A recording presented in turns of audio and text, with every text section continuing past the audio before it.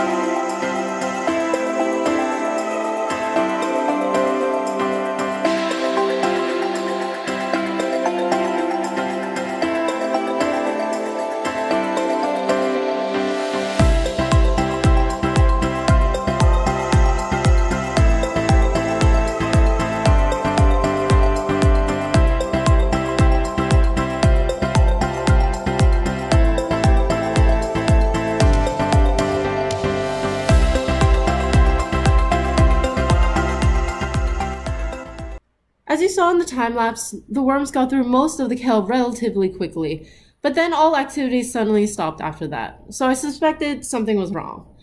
Sorry for the weird angle, I'm just kind of balancing my phone on a ledge right here.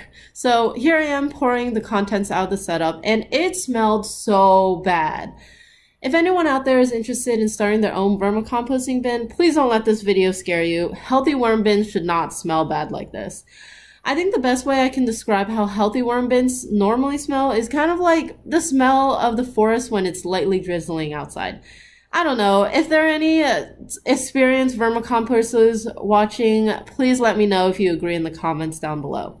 Either way, worm bins that are healthy should never smell like this. This honestly smelled like death. Something was definitely wrong. So I got everything out and I started going through the substrate to see if I could figure out what went wrong. As I'm going through the contents, I do notice a couple things. One, there are still large chunks of non-eaten kale inside.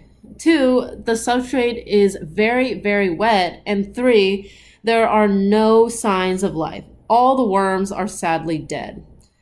On the bright side though, I did find a couple cocoons or worm eggs in here. They are hardier than the worms themselves, so they seem to survive whatever killed all the adults. I'm not 100% sure what caused this setup to fail and for all the worms to end up dying. I do suspect it has something to do with how wet the substrate was. If you have any ideas, please comment down below. Thanks for watching.